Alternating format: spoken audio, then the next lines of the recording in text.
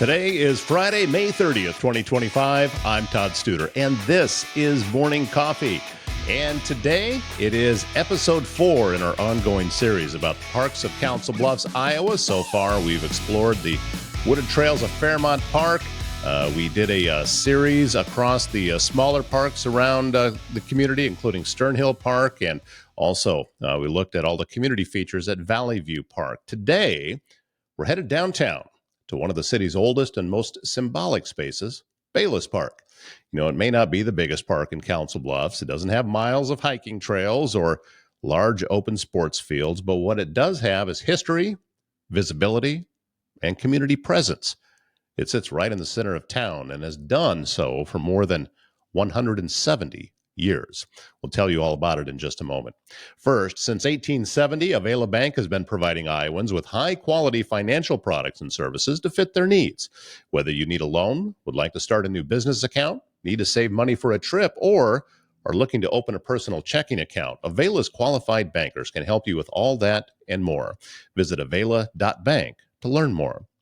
S&B Country Kennel has become the top spot in Southwest Iowa, and you need to know your dog will receive only the best. Boarding, daycare, grooming, self-washing, training, even a membership available to a dog park over an acre in size. S&B Country Kennel also has rescue dogs, so check with them about adoption possibilities. S&B Country Kennel, located just west of I-29 on Bungie Avenue, south of Council Bluffs. And GT Motors on Broadway in Council Bluffs has an ever-changing inventory to help get you in a quality used vehicle. Trucks, large and small SUVs, passenger cars, even sports cars. GT Motors can help. Check out their inventory at gtmotorscb.com. Be sure to stop by their lot at 21st and Broadway because vehicles are changing every day. They even provide on-site financing. GT Motors, 21st and Broadway in Council Bluffs. Okay, Bayliss Park, located on Pearl Street, between First Avenue and Willow Avenue, directly across from the Potawatomi County Courthouse. It takes up about exactly one city block. It's bordered by government buildings and churches and a lot of other commercial properties. It's a compact park, but that small footprint is packed with features, activity, and meaning. Let's start with how it came to be. The land was donated in 1853 by Samuel Bayliss, a landowner, an early civic figure in the city's development. His decision to donate the land was significant. This was only a few years after Council Bluffs was officially incorporated. The town was still taking shape. Streets were being named, buildings constructed, and neighborhoods were forming. Setting aside land for a public square wasn't common at the time, but Bayliss saw the need for a community space. That gift laid the foundation for a tradition of civic gathering and public use that continues today. The area originally functioned as a public square. Over time, the city began improving the land, planting trees, placing benches, and laying sidewalks. By the late 1800s, it was known as Bayliss Park. People came there to read, to picnic, to meet friends, and in the early 1900s, the city added a cast-iron Victorian fountain.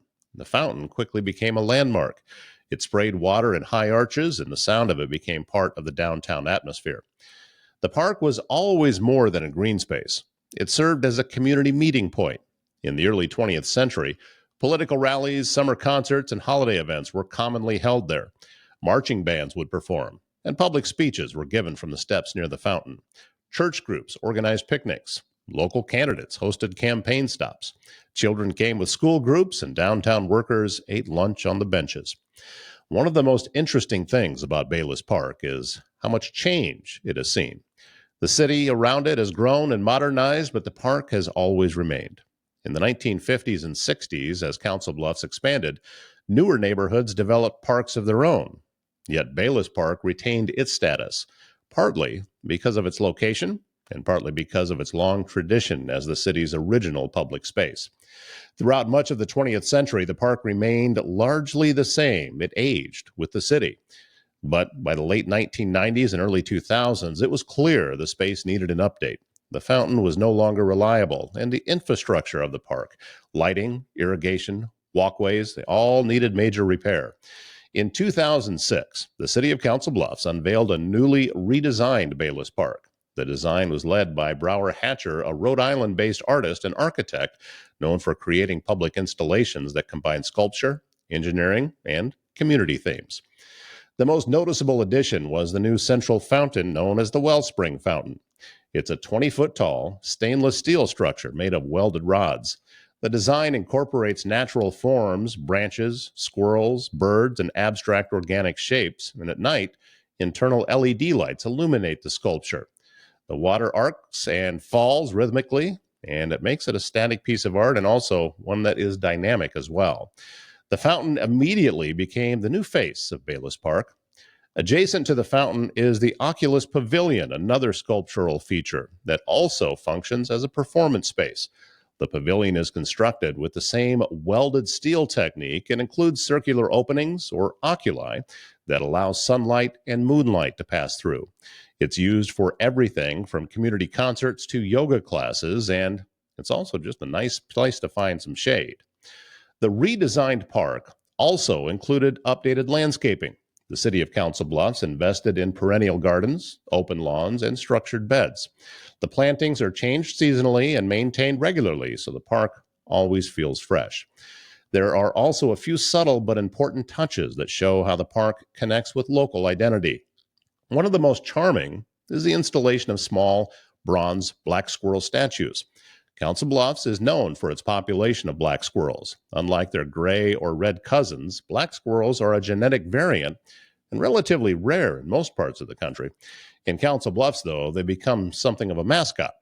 The bronze squirrel statues around Bayliss Park reflect that identity, and if you visit the park, it's common to see children on sort of an unofficial scavenger hunt to find them all.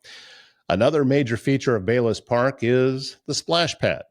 It's a flat surface with programmed jets of water that shoot upwards in various patterns. It's open during the warmer months, and it's designed for young children to play safely. No standing water, and it's a welcome escape from the summer heat. It also serves as a community equalizer. There's no cost to use it, and anyone can enjoy it regardless of age or background. At the north end of the park is Veterans Plaza, and that is on towards the northeast end. This section includes granite monuments, flagpoles, and dedicated space for commemorating local residents who served in the U.S. military. It's especially visited during Veterans Day and Memorial Day events, and the simplicity of the layout gives it a quiet, respectful atmosphere. Many families visit to see the names of relatives or reflect on local contributions to national service. Another important use of Bayliss Park is how it functions as a gathering point, not just for official events, but for everyday city life. It's a place for casual lunch breaks, art walks, school field trips, photography sessions, and spontaneous conversations. Even its location, surrounded by key civic institutions, make it a natural space for people to meet and pass through. Throughout the year, Bayliss Park serves as the central stage for some of Council Bluffs' most important public events. In May, the park is central to the Celebrate CB Festival. If you'd like to watch that parade, we still have it right here on where you're watching this episode, and you can go back to May 10th and watch the parade. The event commemorates the city's founding and includes a parade, vendors, children's games, music, and food. Bayliss Park hosts live performances during the week and becomes a natural congregation point for residents. In the summer and fall, the Farmers Market in Council Bluffs, which was held just last night, operates. It goes on every Thursday. While the market itself is just off the square on First Avenue, the energy carries into Bayliss Park. It's common to see visitors eating snacks or listening to live music in the pavilion area. During the winter holiday season, Bayliss Park lights up with thousands of white bulbs wrapped around the trees. The city organizes a lighting ceremony called Winterfest that includes carolers, hot chocolate, and family-friendly activities. It's one of the most photographed times of the year in the park. Every season, the park takes on a slightly different role. Spring brings flowers and people walking dogs. Summer brings events and families. Fall means changing leaves and cool weather walks. Winter, despite the cold, still brings people out for holiday photos and evening light displays. Even on a quiet weekday afternoon, Bayliss Park isn't empty. Someone's always passing through on foot, on bike, pushing a stroller, or just stopping to eat lunch on a bench. In a way, Bayliss Park is a reflection of Council Bluffs. It's not grand in scale, but it is consistent. It serves many people in many ways without needing to be flashy. It has history behind it, and it's continuing to adapt.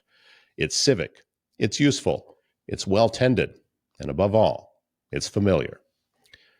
Just Sue Creative can help you build your business with website design, just like she did with mine at lushillsmedia.com. She also helps with search engine optimization, content creation, marketing, everything you need to take your company to the next level. Sue Pitts has a passion for small businesses, helping them thrive in a digital world. A great starting point, go to her website, justsuecreative.com, and click on that free consultation button.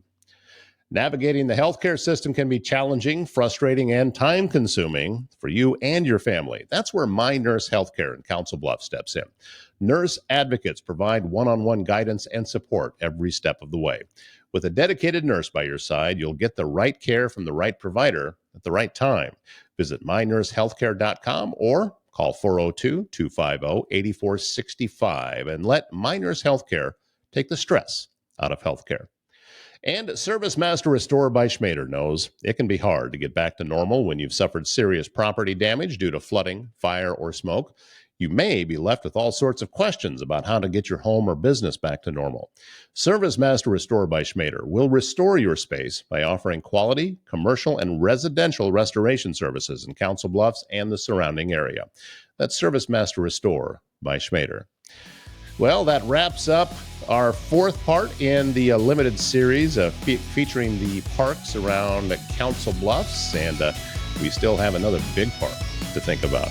Can you think of which one it is? Yeah, it's coming up after the weekend. My name's Todd Studer. Have a great Friday.